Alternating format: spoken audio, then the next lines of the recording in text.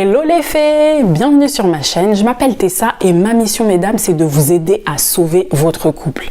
La question du jour, pourquoi les hommes se plaignent-ils que les femmes sont trop exigeantes et matérialistes? On va y répondre aujourd'hui, alors mettez les likes les dames, mettez les likes. Alors moi c'est pas la première fois que je fais des vidéos sur YouTube, avant je faisais des vidéos mais sur TikTok, Instagram, YouTube Short et je parlais de séduction, donc comment séduire un homme, comment envoûter un homme, comment faire pour qu'un homme s'investisse dans la relation. Et ces vidéos vont déchaîner les passions, vous n'imaginez même pas à quel point.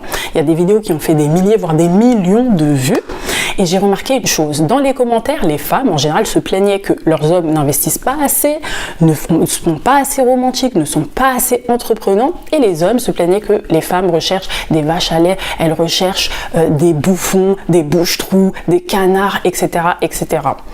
Mais la réelle question c'est pourquoi ces vidéos déchaînaient autant de passion? Mais parce que c'est un sujet tabou bien évidemment. Et pourquoi les femmes ont peur de parler de ça à leur homme? Mais parce que les hommes n'arrivent pas à mettre en sécurité leurs femmes, ils sont pas assez ouverts d'esprit, ils sont pas assez empathiques et donc les femmes ne veulent pas s'ouvrir à eux et parler de leurs préoccupations, de leurs problèmes. Et les femmes se retrouvent comme un peu piégées parce qu'elles ne peuvent pas en parler à leur famille, elles ne peuvent pas non plus en parler à leurs amis, à leurs collègues parce qu'elles ont peur. Elles ont peur de se faire traiter de michetonneuses, de croqueuses de diamants et la personne la plus sécure, avec laquelle elles sont le plus intimes dans leur vie, elles ne peuvent pas non plus en parler, elles peuvent pas parler à leur homme parce que leur homme est tellement fermé d'esprit qu'elles ont peur de se faire insulter, de se faire critiquer, de se faire juger. Et donc c'est ça le réel problème, c'est qu'on ne peut pas ouvertement parler parce que les hommes sont beaucoup trop rationnels, ils sont pas assez émotionnels, ils sont pas assez empathiques et donc ils n'arrivent pas à trouver d'autres solutions, ils n'arrivent pas à envisager une vie autrement avec de nouvelles croyances.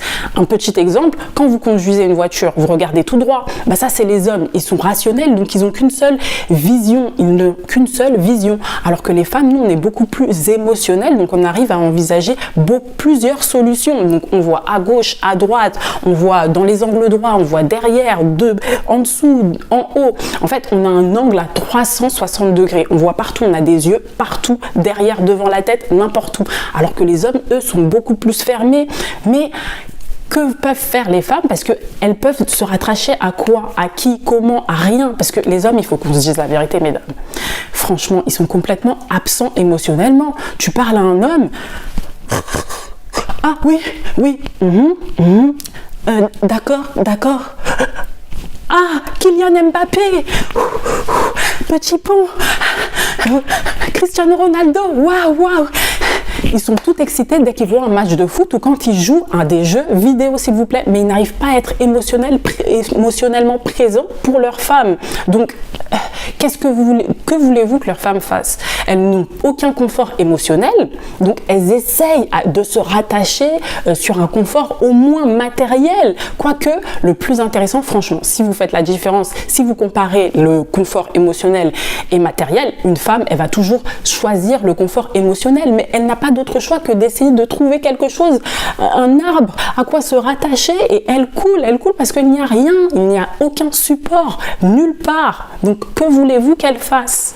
Mais la vérité, quelle est-elle? La vérité, c'est qu'une femme, nous, on est prête à tout faire pour un homme, on serait prête même à manger des pâtes si on se sent en sécurité, écouté, aimé, apprécié à notre juste valeur. Mais là, il n'y a rien. Mais sachez que les femmes, en général, on est beaucoup plus empathiques.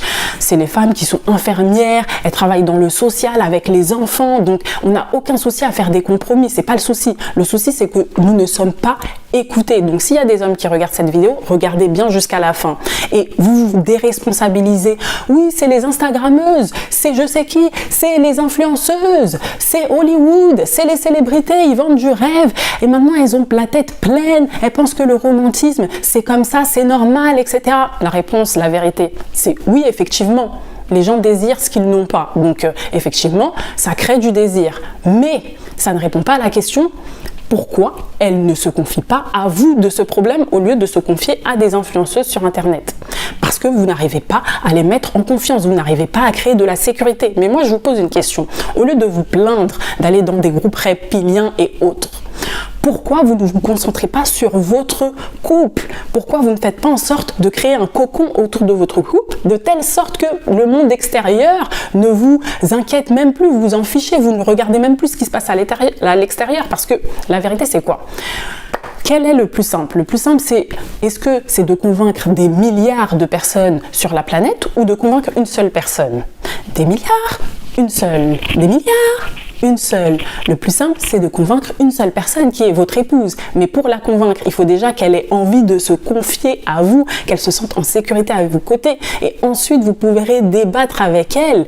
Et si elle se sent écoutée, effectivement, elle pourra faire des compromis. Mais ça, c'est le one step, c'est le premier step.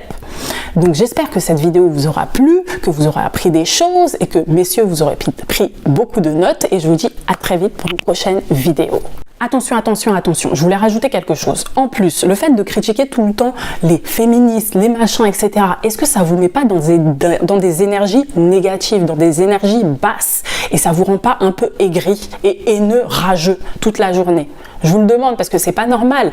Critiquer sans cesse les gens, ok, quand vous êtes dans un groupe, votre groupe de red piliens et autres, ça va. Mais une fois que vous vous retrouvez seul, qu'est-ce qui se passe? Le cerveau a créé une habitude et cette habitude se retourne contre vous. Vous allez vous critiquer vous-même et sévèrement. Vous savez qu'on se critique souvent plus sévèrement qu'on ne critique les autres. Donc faites très attention à ça. Souvent les hommes qui critiquent un peu partout tout le monde sont très haineux et je l'ai vu dans les commentaires d'ailleurs que je recevais. Comment on peut insulter une personne? Comment tu peux insulter quelqu'un que tu ne connais pas? Après, effectivement, je l'ai cherché, j'avoue. Il faut que les hommes paient le restaurant avec ma grosse tête, comme ça, je montrais bien ma tête. Donc, effectivement, j'ai un peu cherché. Vous allez me dire, mais toi-même, où tu es parti, tu as cherché les problèmes. Qui t'a envoyé? Effectivement. Mais quand même, vous n'insultez pas quelqu'un que vous n'avez jamais vu, que vous ne connaissez pas, à moins d'être vraiment haineux, aigri et avoir le cœur rempli de haine. Donc voilà, apaisez vos cœurs et bonne soirée à vous.